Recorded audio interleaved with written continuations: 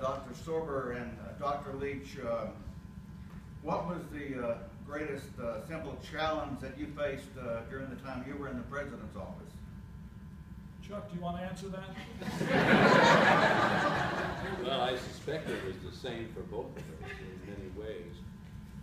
We had, Jim alluded to it earlier, some major fiscal challenges. With a small student body and with the formula structure for how the state funneled money to the institution, it presented a major challenge.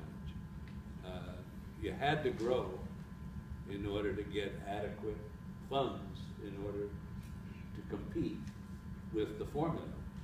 Now, I think Dwayne went through that during the same period. We worked hard to grow, but on the other hand, we had problems. We had infrastructure problems. And there wasn't any money to fix it at the time, and I know Dwayne struggled with that. I got a little luckier, but we went through a process of getting money to redo the Mesa building and stop the leaks and put the deck on it. So those things that you see on today, that didn't exist 20 years ago. We got funds, and bless him, Buddy West helped us get the money to build this building and to build the Taj Mahal. I'm sorry, the art facility.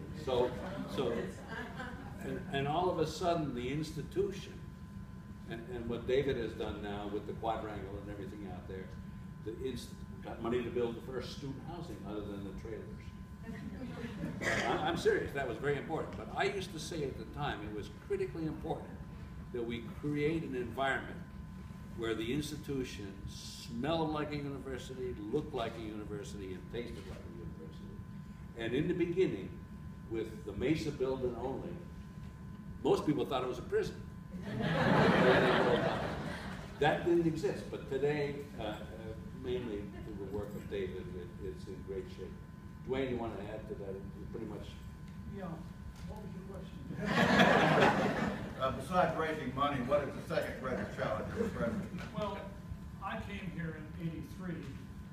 I was appointed chancellor or president then. I really got here because of the chancellor of the UT system, Don Walker. I had been chairman of the Council of Presidents, and Walker said, "Why don't you go out and take an interview at UTPB?" And he said, "Then come back and we'll talk about it." Well, I came out and interviewed. I came back and I said, "Thanks a hell of a lot. We're at war out here. Those two cities are at war." He said, "Oh, don't worry about that. We're going to take care of that." He said, "Come up next week and we'll fly out and we'll talk to Bill Knoll." Mr. Knoll was a very prominent industrial leader here, magnificent person, a UT graduate, a swimmer. And he agreed that, he said, "I'll tell you what, Dwayne, I'll stay on this development board if you'll come." And Don got very enthusiastic and he said, "I'll tell you what, Dwayne, we're going to start working on 4-year status in 1984. I thought, boy, this is pretty exciting. You know, Gloria and I had made a kind of secret trip out here. Well, we got the contract signed, it came out, and 3 months later, Walker was no longer chancellor.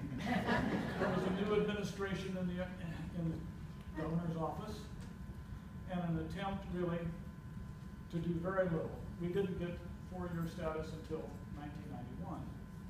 And in a kind of bad year, which Bill Watts will remember, our budget was taken away from us. We had no budget. That's not an inspiriting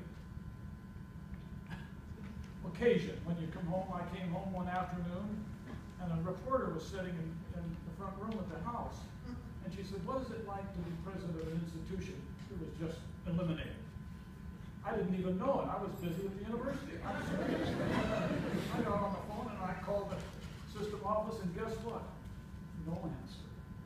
No answer. Well, we had, and I'm not going to keep going on because this is ancient history, but we had some friends, some wonderful people in Odessa.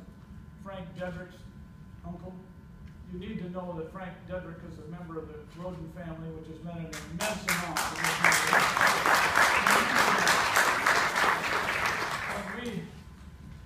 When we were down there, in Austin walking the halls, and we had no money. And everybody, you know, all your colleagues are coming up to you and saying, well, how do you do every day? And John Ben would usually be with me, but I would see Frank's uncle out in front of the House, or the Senate, every morning. And he was a huge man. He looked like Alfred Hitchcock, immaculately groomed, immaculately groomed. Shoes shined, ruddy complexion. Very modest man, and he had a slight speech impediment. And he used to say, Doctor, I know you're worried. But he said, I got some chits. I can call in if we need to. And he did. And we went for a long time without a budget. And it's really the work of many people in Odessa. Bill Fowler and others who walked the halls day after day, and we finally got a budget. And we began to grow a little bit. But as Chuck knows, it was all formula driven. And we were a small school. The new chancellor wanted to eliminate us. No doubt about it. Senator Monford would call me and say, Dwayne, you need to know they're lobbying against you down here. They don't want you to go 4 year, they want Tyler to go 4 year. But thanks to John, who was very capable senator, he adopted the university. He called UTPB his university, although he was from Lubbock. And so that was the story of finally getting the university on footing. I think the most satisfying experience I had here was associating with a core of very good people. Cardozier had recruited well. We had some very, very bright faculty members. In fact, we were called the Princeton of the Plains. Maybe we call ourselves that.